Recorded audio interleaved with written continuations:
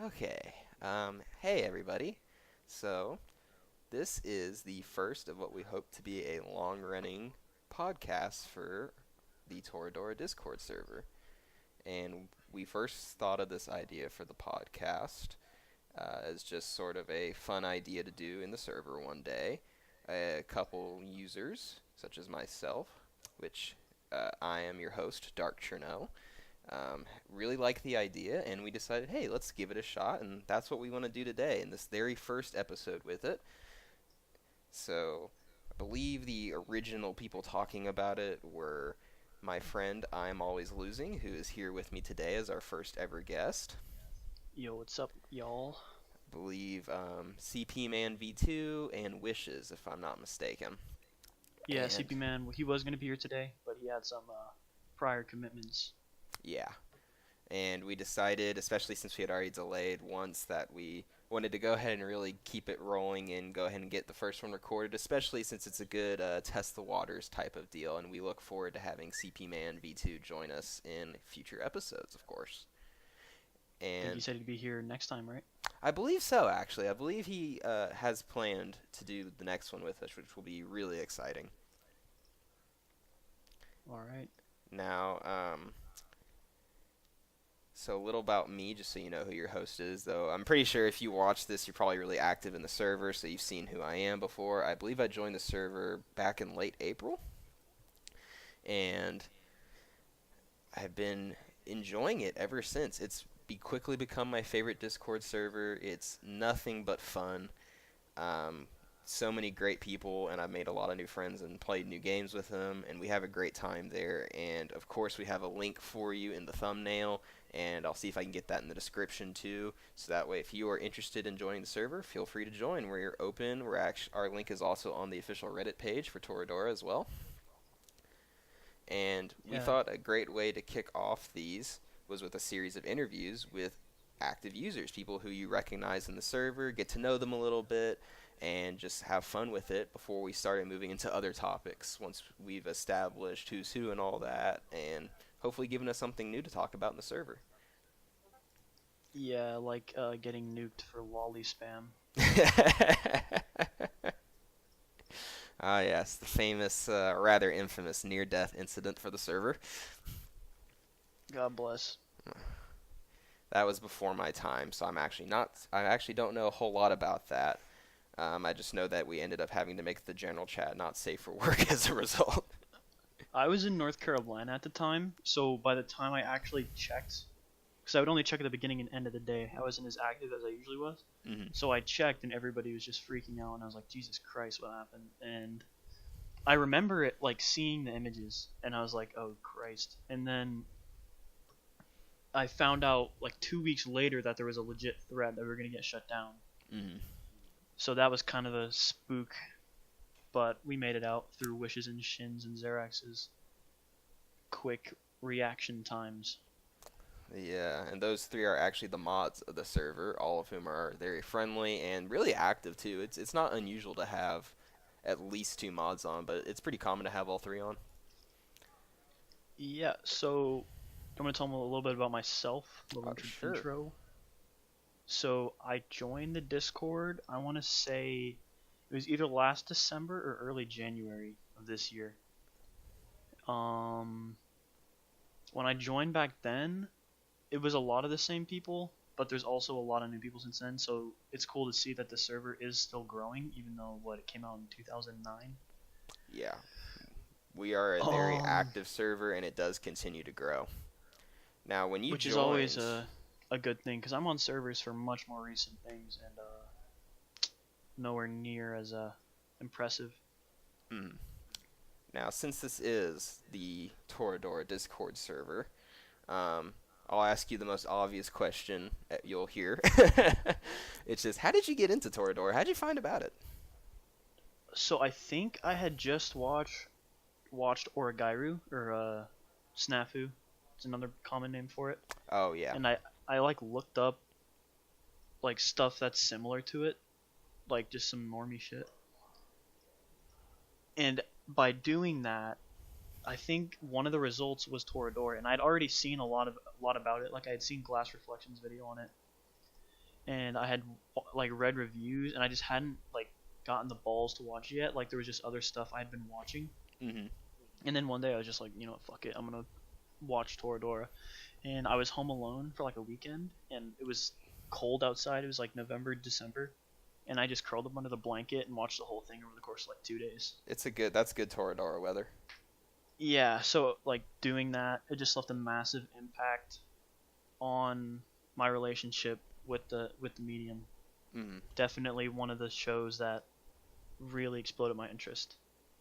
It's always good when you find something in any medium, but in this case, anime, just the one that you can really. That's the one you keep coming back to. It's the one that grips you and gives you a serious sense of immersion to it, and it's the one that you always think of when people are talking to you about it. That's the one you want to bring up and say, "Oh, well, how about this?" or "That reminds me of this," that sort of thing. Yeah, cause like I was way off into it when I was probably in 6th or 7th grade, and then I just stopped because I don't know. I just like I wasn't that onto the scene, but I watched Naruto. I watched a show called Sergeant Frog. That was pretty good, pretty wacky, but it was good as hell. And then so I just watched like generic stuff, but then late to mid last year, I watched Gundam Iron Blooded Orphans, and I was like, oh shit! And then I just jumped back in head first. Okay, so this has been a more recent sparking for you. Yeah, for sure. Now, how did you find out about the server itself? The server, if I remember correctly, it's been a long ass time, and I have a shit memory when it comes to stuff like this. Mhm. But if I remember correctly, I just looked up. Yep, that's because I really enjoy the show Gate. I don't know if you've seen it or not. It's a good one. I'm not familiar with it. It's really good. But I went on the Gate Reddit, and then I saw like a Discord link, and I was like, oh, that's cool. Okay. And then from there, if there was a show that I really liked, I generally just joined the Discord. I never talk in them, but I joined them anyways. And I did Toradora, and the thing that initially like captured me about it was that like notifications were on for the server. Like the other ones, they automatically turn it off. You know what I mean? But Yeah. for Toradora, it was just always there, so that gave me incentive To keep coming to back. actually talk. Mhm. And so I think when I first joined, it was like Shin and Xerax, or it was like Shin and Wishes maybe. And I had no idea what I was doing, so I just like talked. I think Joe showed up eventually, and then I just got off, and the next day I just came back, and it's been like that ever since. And those are all people who are still active to this day, because you're talking about this was at the beginning of the year, and 6 months Yeah, late later, last all year, those are beginning of this year. still active users. Yeah, just And goes to that's show. just fantastic, because there's a lot of servers that die within 6 months, and we've been around for longer than 6 months as well. Yeah, like there's a show that I love with all my heart. Shards is really into this one too. Sisters All You Need. That show came out. It started airing last year, and I think it ended airing at the beginning of this year. And the Mhm. server's like almost dead. Only like me and 2 other people talk on it. Yeah, and that it's just sad when you see that happen. Yeah. So here's a softball question for you. Another one. Favorite character in Toradora? So easy peasy. Taiga. Taiga. Like Taiga's obviously my favorite character, but I really really like Ryuji because he's just like such a down to earth guy. You know what I mean? Yeah, he's a very likable protagonist because he fluctuates in the world of being either self-insert at times or just being likable himself. He's not he doesn't make these really dire decisions that you end up disagreeing with it. He's a pretty rational, and as you described it, down to earth. I'd really agree with that assessment. Like who doesn't love a man that cleans, cooks? Like that's just great, you know. Hmm.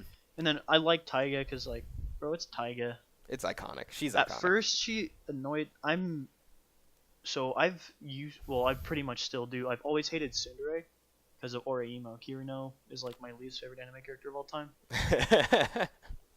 So that's one of the reasons I didn't watch it immediately because it was like the main person's a Tsundere. I was like, oh Mhm. yeah, I don't know about that. But the way she like grows over the course of the series really is just like amazing to behold. And then by the end, when she realizes within herself, you're just like, yeah, that's tight. Yeah, she's very endearing. I think we are keeping a tally of these actually, and I think it's gonna be Taiga by 100 miles. Yeah, We'll what be on a far flung episode and we're gonna look at that tally and we're just gonna say, oh yeah, Taiga is still miles ahead. there's one misconception I want to clear up because on the server, it's like you're either Taiga or Ami all the way. Minori's relevant. Fuck Minori. But I don't hate Ami. Just want to get that out of the way. Okay. She's a good character. I don't know if I'd call her a foil, but she's a good near foil. And it's a good character to keep Taiga in check and let you see the other side of things. Mm. I don't hate Ami. Slep does, not me. Yeah. So, moving still keeping in the realm of favorites, where does Toradora stack up against your other favorite anime? Ooh, that's a tough one. It's easily top 10 or not like top 5. Okay.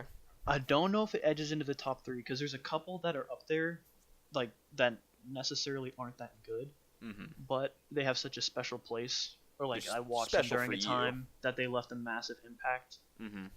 And Toradora is just amazing. So I'd say top 5. Top 5. That's a good place for it. Speaking of other anime, what is your all-time favorite? Because we know Toradora is somewhere in the top 5, but what's that number 1? Ooh, and I understand that can be pretty hard, but there's got to be one.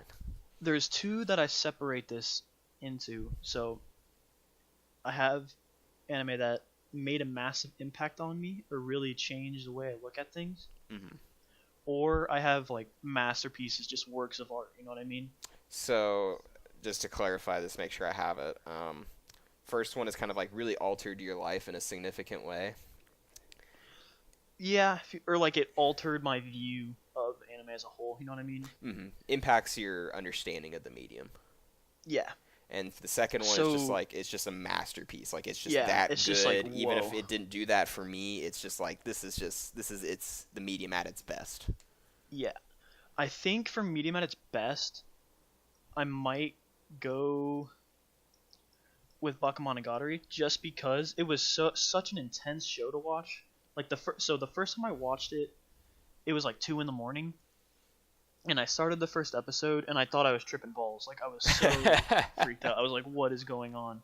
And then, like, I just stopped watching it for, like, a month. And then I was like, really? Let me just... Maybe I actually was tripping out because it was, like, 2 a.m. And I watched it again in the middle of the day, and I was like, oh, it's actually like that. And it's just such an interesting experience. It's so different from literally everything else I've ever watched that it's, like, it's up there for sure. So you stopped watching for a month. Yeah, because I literally thought like it was having a mental impact on me. Like it was bad. I was like, Jesus, what's going on? And then I came back to it, and I was like, oh, okay. And I still haven't watched like the elongated scrotum that is the rest of the Monogatari series. That's an interesting way to describe it. I've never quite heard that comparison before. Yeah, but I haven't watched the rest of it. Maybe one day. I don't know. It's really confusing. I try to just read the wiki and figure out what's going on. Isn't really doing it, but I feel like if I watch a show, I'll be more confused. But yeah, I'll probably get to it one day, maybe. And then, so significant impact, I usually keep... I'm going to add a third category. My third category is popcorn. Popcorn? What do you mean by popcorn? Rewatch it. I can just rewatch it infinitely. It's just really fun to watch. So for the ones that made an impact, I think my top 3 are going to be... Let's see. Let me browse my servers and see. Origairu for sure. That was a big one. Outbreak Company. Also, join the Outbreak Company server with me and Joe. There's only like 3 people in it because r/anime won't let me make a post about it. Oh, really? Number 3, probably Oreimo. I'd say Oreimo or Gate because Gate's one of the shows that got me back in. It's one of the ones that got you back in, and that's not to be confused with Steins Gate, correctly? That's no, two different shows. Gate, it's not an abbreviation. It's called like Thus the JSDF Fought, something like that. Oh, okay. So how'd you get into anime first? What was the first thing that gripped you? Assuming from what you had mentioned prior, Sounded like you started watching when you were younger. The very popular stuff like Dragon Ball, Naruto got you into it. So I think the first time I ever watched was like Dragon Ball on like Cartoon Network or whatever. Yeah. But that I didn't like watch it regularly. It would come on and I'd be like, oh okay. I didn't I- follow the storylines or anything. I was just like, yo, that's pretty tight.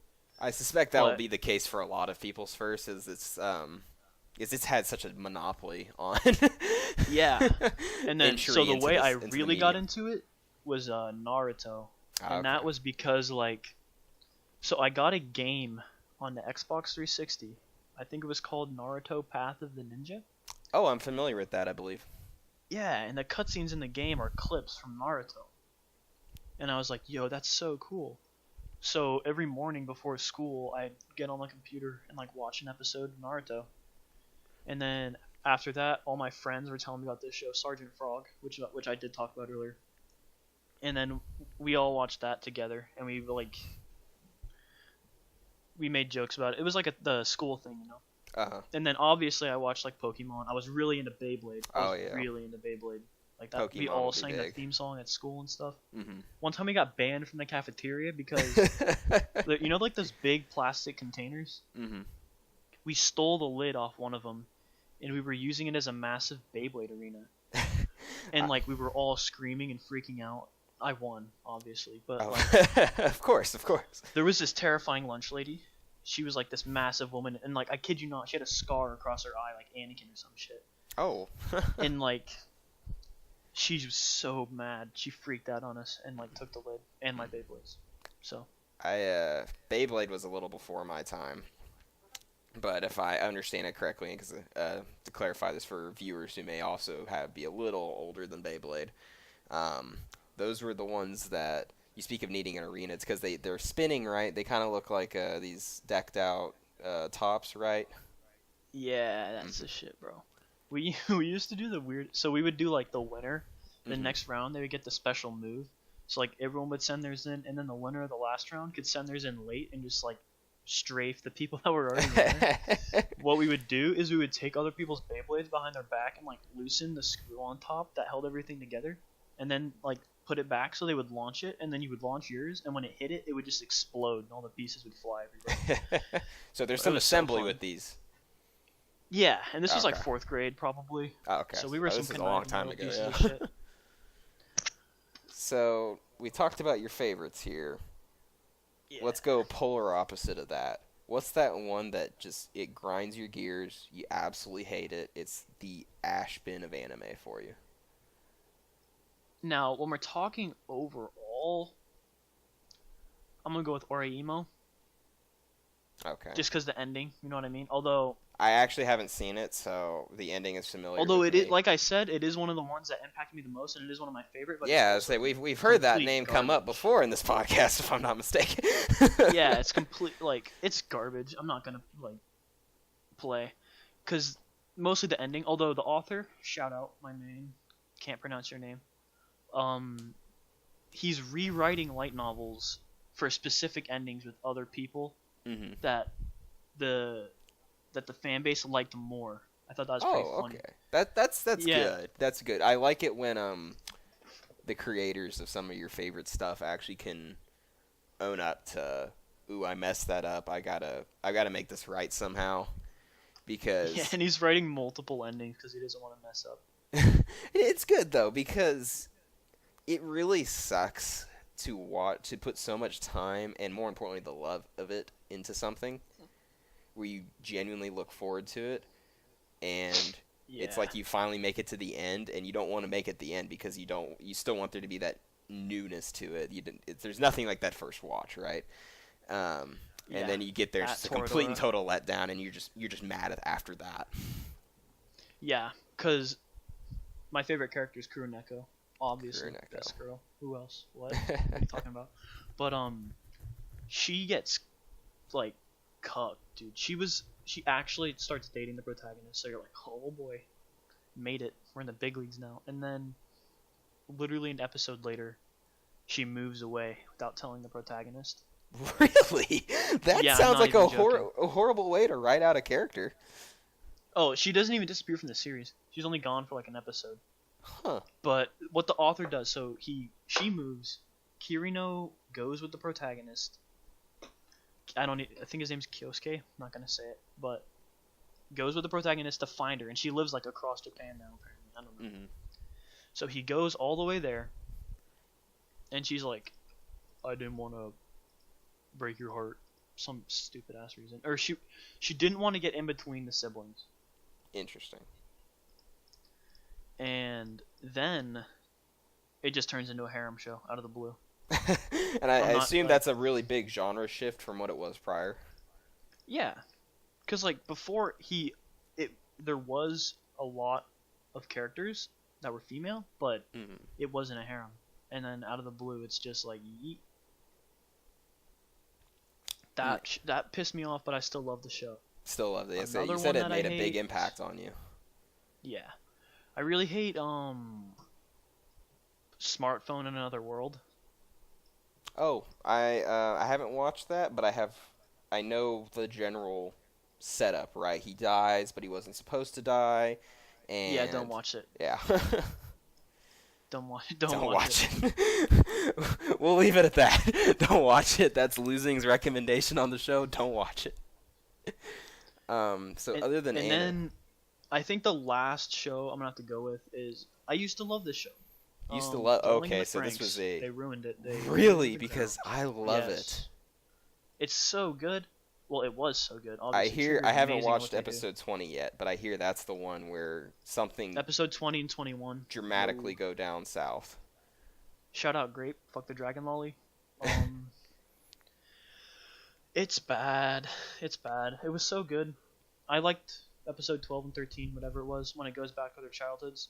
Oh, yes. It was good up until then. After that, when they stay on the home at the plantation for like 10 episodes, and it's just building like lesbian relationships the whole time. And they spend time building like this marriage thing, and then just to throw it out the window. I am up to that. So that spoiler alert, y'all. But it's just they've spent all this time doing a show don't tell world building.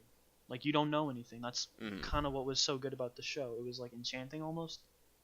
Especially when they go to the beach and then they go to the abandoned town and it shows like the wonder. Oh, that was early on in the show. Was that like episode 7, I think?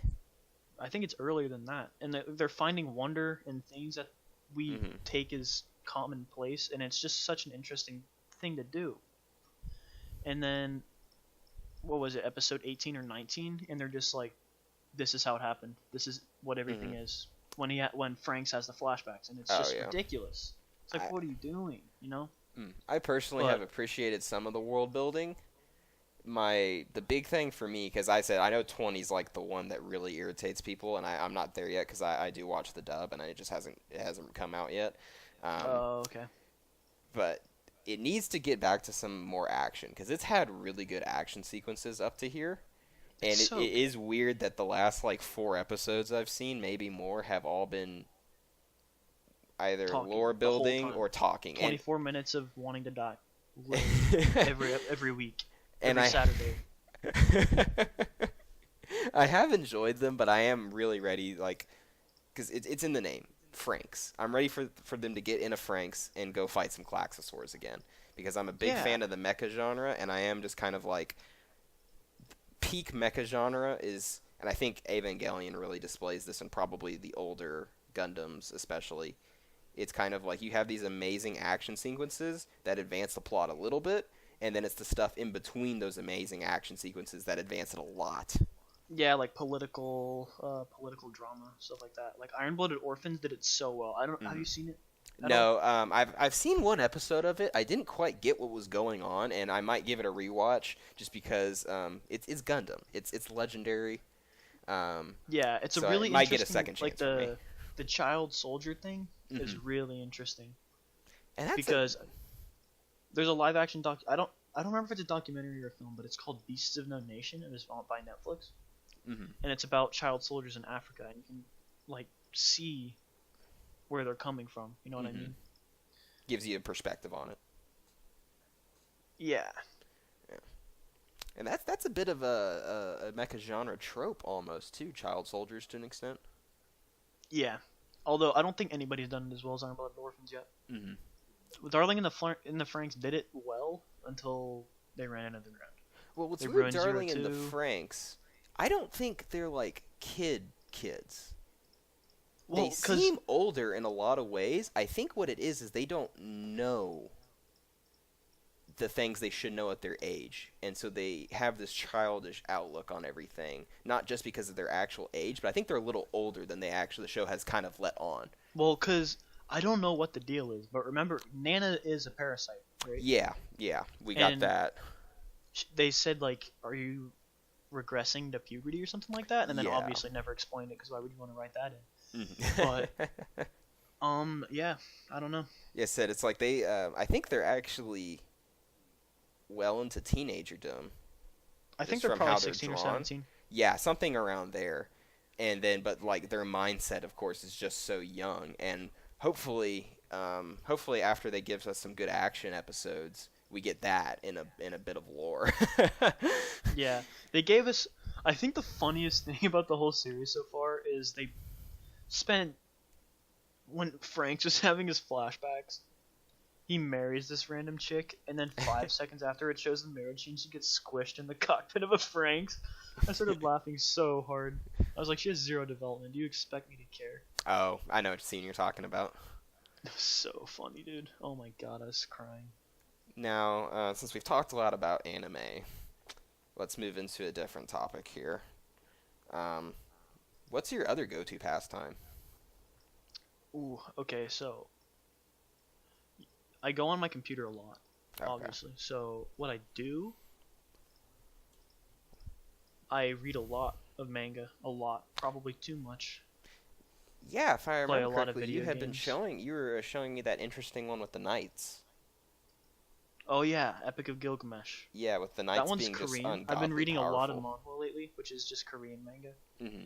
but it's very good. It's very good. Epic of Gilgamesh, Nano List, good stuff.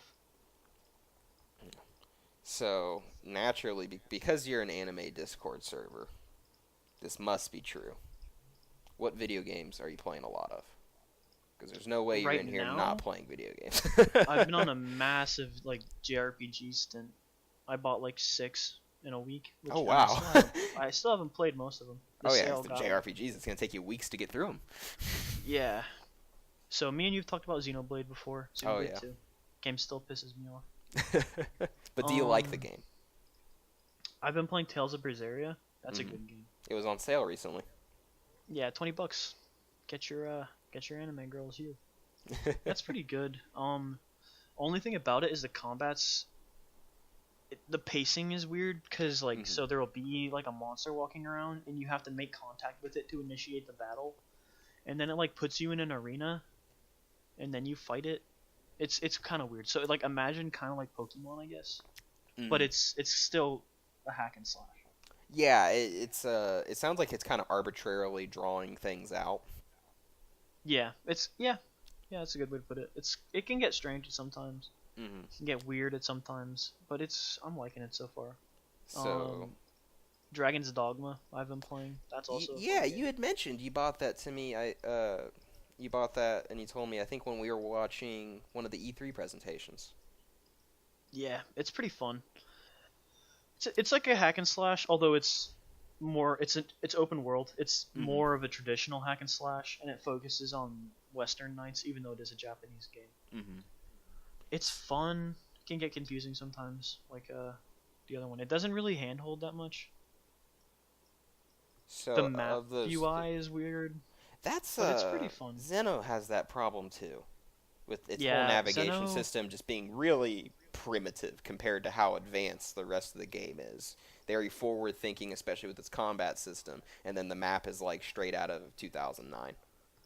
Yeah, especially like the mini map or like the compass Oh yeah. doesn't work. Literally does not work. Yeah. It's completely unhelpful. It's the level design is so vertical, and it does a horrible job of showing you that What's verticality. up? Yeah.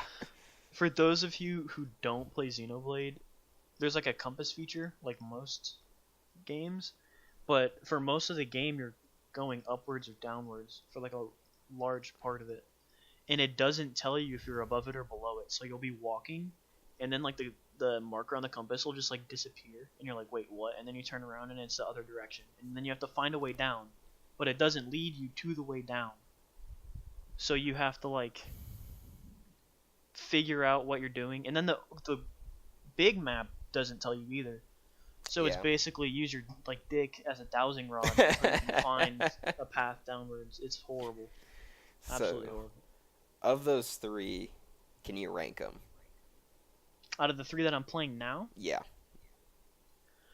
I think gameplay-wise, Dragon's Dogma is the most fun because it's the most engaging. Xenoblade 2, probably story and characters. I really like Nia, and I really like a lot of the Blade's designs. And then Tales of Berseria, it's fun. I wouldn't. It's not a masterpiece, nothing amazing. It's a Tales of game. Yeah. It's always been a bit of a fun niche style game, but it's never been massively popular from what I understand about the Tales of series. Yeah, I like dressing up the characters. It's fun. It's fun. Xenoblade 2 actually just got more character costumes, so you can continue that. Wait, really? Yeah. No shit? I believe you have to have the expansion pass though. Oh fuck. And I'm personally I'm gonna buy it. I'm just kind of holding out till we get closer to the story DLC. Did they release more information on the Golden Country or whatever? Yes, there's a lot of footage of it now. There's actually a whole new combat system for it. It is a massive expansion. I mean, it's actually getting a physical release. It's that big. And I believe it launches September 28th, I believe is the date, or around September 28th. Wait, so who all got new costumes? Pyra, Mithra, Nia, Dromark, Tora. Nia got a new turn-up. Yeah, you'll have to. There's a bunch, and I think only a few of them have been seen so far, but there are videos up. I'll have YouTube. to watch the video later. Yeah. So. Yeah. That means if you're playing Xenoblade, that means you must have bought a Nintendo Switch, of course. Oh yeah, I got a Switch. What drew you into the Switch? Because that is a big deal right now. It's the hottest console. Breath of the Wild. Breath of the Wild. I've always been a massive Zelda fan. And then I knew they were gonna bring a new Smash to the Switch eventually, because it's the most popular console they've had since the Wii. So I knew it was gonna have great games, and everybody was gonna be flocking to it since it was gonna have a portable mode. Yet it still had good enough specs to run a lot of games. So I bought it preemptively. Fantastic specs. Yeah, for how big it is. Although one thing I hate about it is the dock is a piece of shit. Like, it's such cheap plastic. I have heard of all the criticisms I've heard of the Switch, because I'm a huge Nintendo fan, so I'm very well entrenched in that the Nintendo community and following news and all that. And that's the one recurring thing I hear from other people all the time is they hate the setup of the dock. And it led to a lot of people buying those third-party ones, and those would actually fry the Switch. Yeah, I know my friend bricked a Switch trying to get homebrew. Oh, yeah. Nintendo has always taken such a hard line against piracy. They've never... Yeah, they hate it. I still emulate half their games, though. So since we're on the topic of video games, what is your all-time favorite console? Console? I'm gonna have to go with, like, my classics. So the three that I grew up with, ages 4 to like 12, was the original Xbox, PS2, and GameCube. I probably played original Xbox the most because I played a lot of Halo. Halo on the original Xbox. Or GameCube. I played a lot of Wind Waker. Oh yeah, those are both fantastic games. I didn't have like a memory card thing. Oh. Or like, so I would always just be on the starter island for Wind Waker, and I just run around. I never actually did anything, but I was young, so I just played it a lot. It was played fun, a lot of yeah. Battlefront, Star Wars Battlefront. Oh yes, the original ones were so good. I think the most depressing thing I did as a kid was like I had no friends. Well, I had friends, just none of them lived near me. So I had two original Xbox controllers.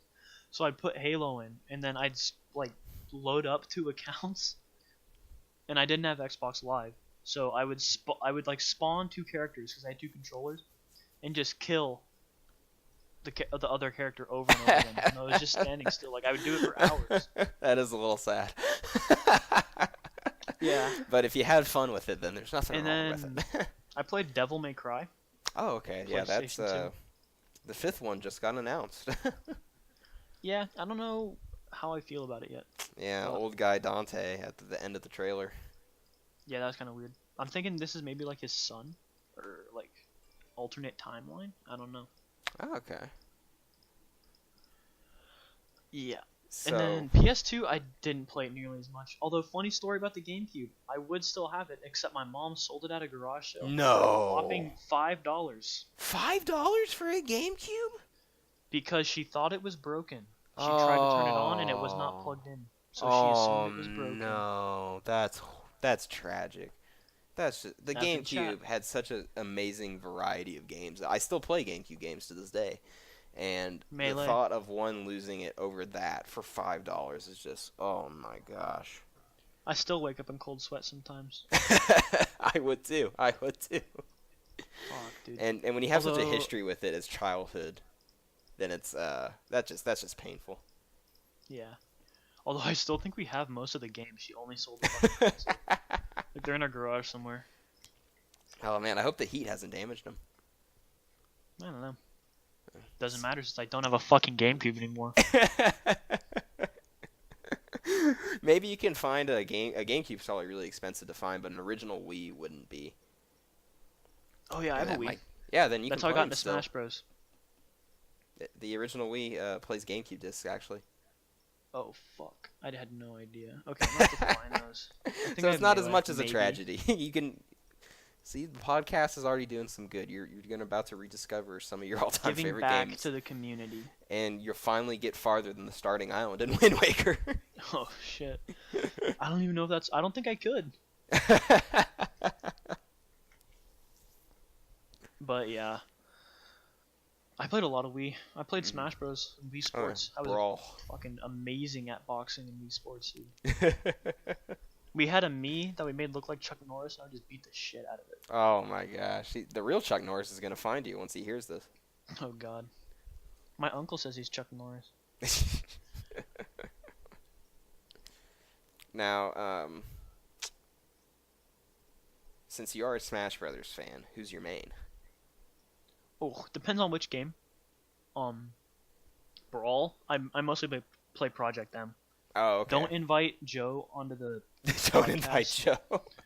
while we're talking about Project M because he claps my cheeks every time we play. Oh, But I is main he pretty Snake in good at it? Project M. Snake, Yeah, he's okay. pretty good. I play Snake in Project M or Lucina. Mostly Snake though. Snake's a fun ass character to play. Smash 4, I dual main. I play Lucina and I play Corrin. Mhm. So I don't know what I'm gonna do for Smash Ultimate. I guess I'm gonna triple main. You know, as And long we still as you don't know love what it. characters they're adding, except Oh, yeah. for like 3. So I might be like a quintuple main. I might just be that guy. Yeah, you know, it all depends until we see the newcomers. All of them. We've gotten to see Ridley, of course, which is I'm thrilled he has finally been added to Smash Brothers, which he rightfully deserved ages ago. Joe plays him in a Project M sometimes. Oh, okay. I've never played Project M, but I remember when they did add him, and I thought that was just super cool. I was like, finally, somehow, some way, he's a playable character. Ridley's too big. They'll never add him to Smash. And of course, who's the other newcomer?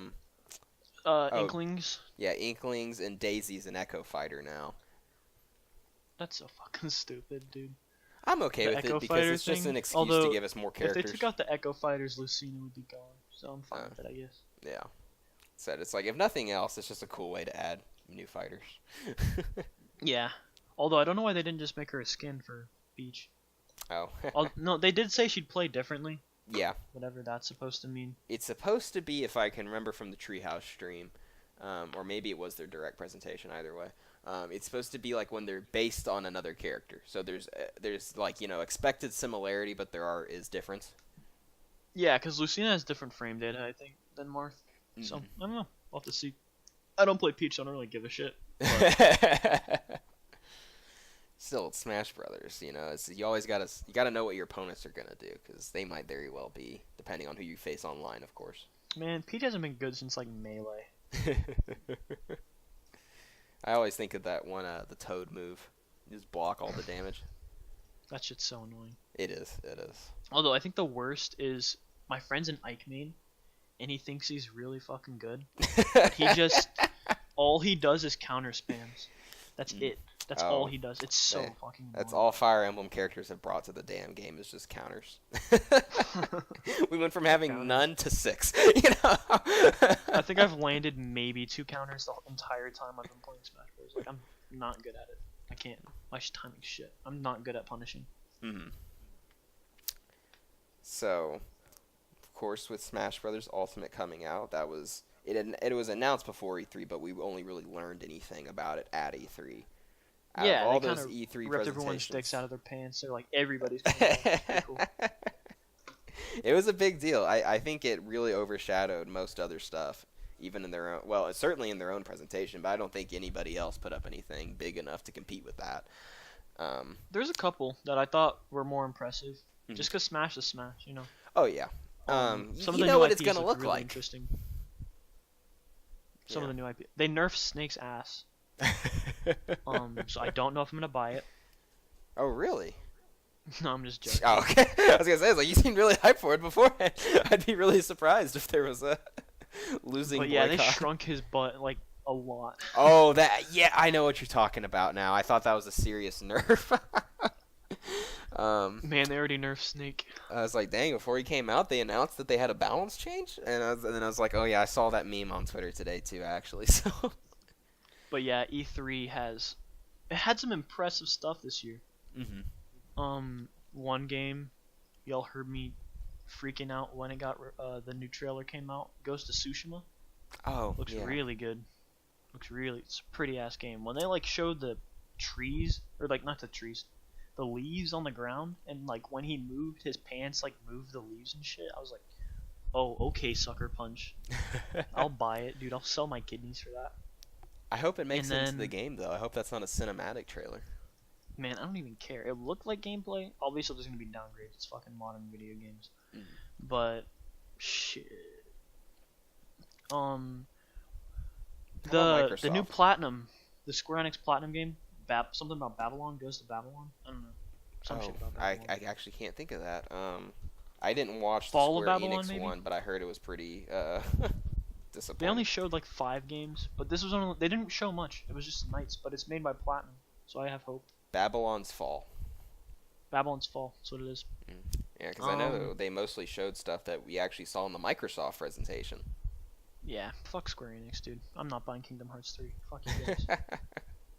Well, if it ever comes out, I got a 2019 release date, but I would not be shocked if Square Enix messed that up, because they have no idea what they're doing with a couple of their major titles, and Kingdom Hearts 3 is definitely one of them. Just Cause 4 looked decent. I don't know. I haven't bought a Just Cause in a while. What about Microsoft's? Halo Infinite, obviously. Sekiro. Oh yeah, that's a big topic of discussion for a lot of people right now. Is if FromSoft is gonna, because it's not very Souls-like, and of course people are suspicious at that point, you know. And I wonder, are they gonna be able to prove that they're not just a one-off studio? They can do something other than Souls games. I'm tired of the Souls formula. Because everybody's done it by now. Neo, The Surge, like it's literally just copy paste at this point. And it's changed so dramatically since Dark Souls 1. Yeah, obviously speed is the biggest thing that's changed. But I'm really excited for Neo 2 as well. Speaking of the Souls formula, are you holding out for Dark Souls Remastered on the Switch? No, I'm not buying that shit. So you have a hot take on it. Well, how are you... First off, FromSoft didn't touch it.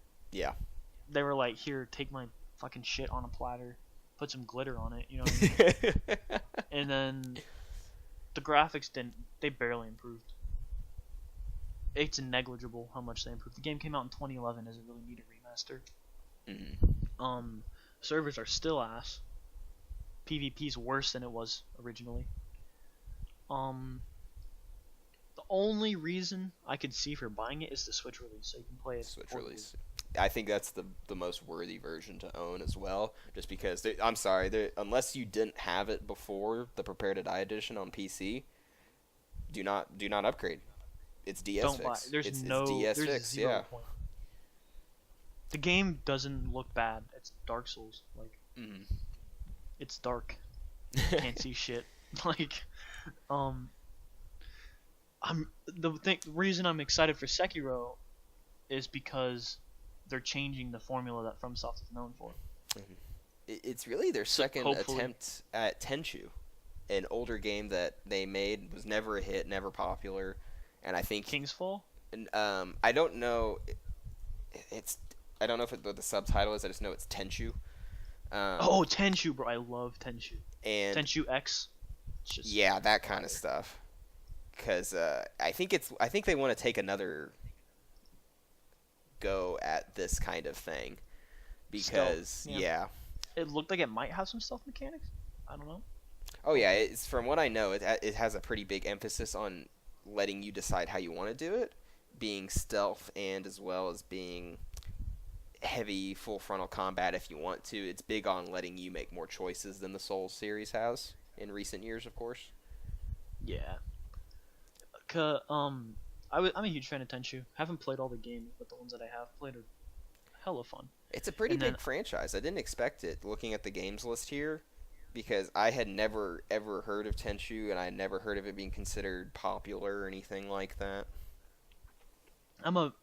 I really, really liked the imagery from the Sekiro trailer. There was like the part with the sumo wrestler, and he had like a sword, and he was like spitting sake on it. That was really cool.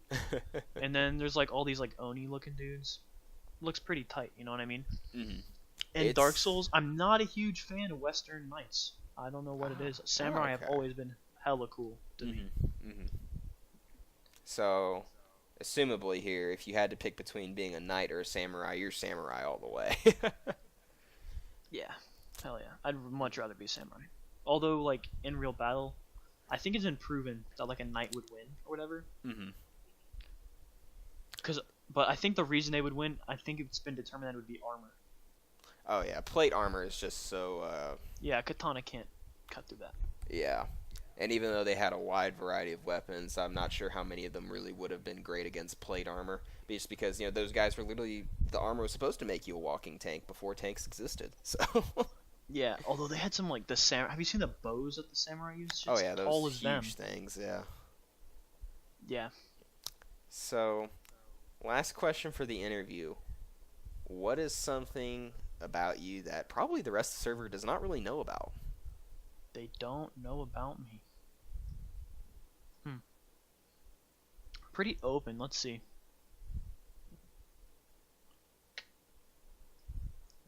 My favorite anime is Arrow Manga Sensei. I lied before. Oh, and I actually do have one more for you before we wrap up here. What's the origin of your username? How'd you get that? Oh, this is a long one. So This is a long Saga. one. Saga of Loss. So this started in everybody's favorite game, Destiny. Destiny. Oh man, that was a flop. Destiny. That was a bad flop. So how it started was exotic weapons. I played that game so much. Never got a drop for an exotic weapon, and I didn't like buying shit from Zer because I always had legendaries that were better. But exotics are so much cooler than legendaries, obviously. So I got mad and sold Destiny. Okay. Then the saga continues to Black Ops 3. Okay. That's another game I'm not a fan of. Loot boxes. DLC weapons that are only available in loot boxes. I think I know where this is going. I grinded for days to buy rare loot boxes or supply drops, whatever they call them. And I opened like 50, like a ton. Really? Like I opened so many. I can't believe you are the target audience for that kind of stuff, I guess. The gun I wanted was a FAMAS. No, I didn't even spend real money. I just grinded the game. Okay. Fucking piece of shit. And so all I wanted was the FAMAS. That's it. That's all. Can a dude get his FAMAS? No. I got a repeat range weapon that I already had. It was like a laser shotgun. And the butterfly knife like 6 times. Not even joking. I got the same knife like 6 times. And then, guess what? The saga continues. I thought that would have been the whammy because of how recent that was. Overwatch. Really? Overwatch of all games? I got like the Game of the Year edition. I got it pretty late. So Oh, I got okay. like the Game of the Year edition. And it came... I bought it from GameStop because I'm a normie. And it comes with like 10 free supply drops for buying the Game of the Year edition. Mm-hmm. And then the GameStop employee, I know them all there, so like, we'll give you a little extra because nobody's buying this fucking game. It's been out for like 6 months. It's dead. Mm-hmm. And they put like 3 more of the little papers with codes on them. So I got like 30 free supply drops or loot boxes. Didn't get anything above a rare out of all 30. Really? Yeah, really. So Yeah. anything Yeah. RNG related? It's not. You're The doomed. saga isn't over, dude. Are you serious? It's not over. The saga continues. Halo 5. This is the worst one. This is the Halo worst one. Halo 5. But this isn't even the last one either. Halo 5. I'm a huge Halo fan. Been playing it Okay. a long time. One of my first games. Halo 5 comes out with requisition packs. So your boy does the usual. And Grinds it's for just like a loot 2 box, weeks, right? 3 weeks. Yeah, it's just a like loot box supply drop. I got like almost 1 million of the points that you need to buy them. I got some ridiculous fucking amount. And so it wasn't 1 million, but it was a disgusting amount that nobody would ever need. And so so how it worked was gold, you were guaranteed like 1 armor piece. But the way it worked was you could get an armor piece and a helmet. And that's the max you could get. And then the rest were like the consumable rec cards that you used in Warzone. Mm-hmm. So I opened en masse rec packs. Didn't get any armor above a rare. Not one. Wow, you really do have the worst luck when it comes to this crap. It's Yeah. everything wrong with them. Hours upon hours of work for no reward. Yeah, and then Halo 5, all I wanted was the ODST helmet. What all I wanted, absolute man. garbage. Just to get one of the most classic and iconic helmets from the series. Oh, and then guess what? The saga continues. Xenoblade Chronicles 2. I was talking about Oh, the all I want the is core Cosmos. crystals. I still don't have Cosmos. I still don't have it. I've opened. I have like 50 normal cores and like 25 rare cores in my inventory after opening them for hours. After grinding in More Ardain for cores. Still don't have her. So the saga's ongoing. It's not over yet. It's technically not done yet. Yeah, because I'm always losing. The saga. I don't think it's gonna end. I'm not so sure either, actually. At least you're not paying for the Xenoblade cores. At least that's all in game. Yeah, just putting like 4 hours a day. Yeah, it's only your entire life. Chipping hours off my life to get anime girl blades. You'll be at 200 hours before you even beat the main game story. Oh, I'm not going further in the story until I get it. She Like, has I'm a not 0.1% drop rate, just so you yeah, know. I just spam the Justice Cores or whatever, like boosters. Just so you Still don't know. have You're not getting her. Japanese, whoever made that game, suck my dick. I'm getting Cosmos Chapter 5.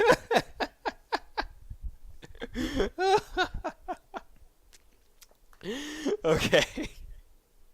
So, as we wrap up here, now that we know the truly epic and tragic saga of your origin of the username, if I can use English God bless. there. Yeah, seriously, I'm praying for you, man. Yeah, it hasn't worked yet. I've killed like 3 cats on an altar. Yeah, I'm not there yet. I might go for like a virgin next. Just rip out the heart, burn it. Give me. And the great Cosmos. part is if you use a virgin, you're also eligible for that very sacrifice. Oh, that's true. So you don't even have to find be someone. like, yo. Yeah, just like slit my stomach open and be like, all I want is fucking Cosmos. Mhm. In the ER. In the ER. So they can say, I need my Switch! I'm slaying one unique monster with Cosmos before I go out of this world. The fucking paramedics are like, alright, son. They just kind of look at each other and say, you know, this was worth it. But yeah, dude, Cosmos is so cool. I want to play through with her. Mhm. So, as we wrap up here, is there any final thing you want to tell our audience to end our first podcast on? And Yeah, I'll end with some recommendations. recommendations. Okay, that's a good way to end, I think. Yeah, I think so. First thing I'll recommend is a manga. Read Komi-san. Komi-san. I got Joe on it. Okay. It's my PFP. Leave a comment with with the name of that. All right, Is I'll that way leave the people full know name. the spelling and all Komi-san's that? just like Yeah. the shorter version. Oh, okay. And then watch Zvezda World Plot. That's one of my favorite underrated shows. That's one of my favorite popcorn shows. Very good stuff. Yeah, that's about it. Okay. Well, thank you for coming on. Thank you for being a part of the actual crew, along with me and CP, that are making these podcasts. I know I had fun doing this, and I know that we are looking forward to doing more of these, and we hope it's enjoyed by the server, well received and everything, and that hopefully it's something people look forward to participating in and watching. And Yeah, I'll be here next week. Yeah. So more dick innuendos for you all. Yeah, as he said, for next episode, it will hopefully be me, CP, and Losing, all on the hosting crew here. And we will hopefully have either CP actually might not be on the hosting crew because we might interview him next, or hopefully we'll have either Soy or Joe. I've reached out to both of them, and they are both very interested, and hopefully we'll go from there. Hell yeah, boy. All right. So, thank you guys. And we'll see you next time. Whenever we record. Yeah. Hopefully next week. All right.